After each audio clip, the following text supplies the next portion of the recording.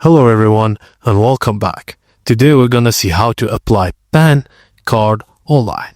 Firstly, go to the official income tax e-fill-in portal, then click on Instant ePAN under the Quick Links section. On the next page, click on Get New ePAN to start the application. Enter your Aadhaar number, which must be linked with your mobile number, then click Continue. Take the checkbox to accept the terms and conditions, then click Continue to proceed.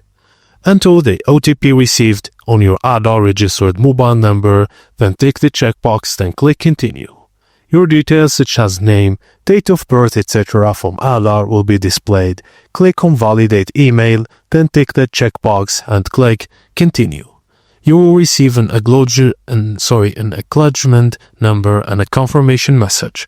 Once your ePAN is allotted, you will receive an SMS. The ePAN is usually generated within 10 minutes. You can download your ePAN from the income tax portal.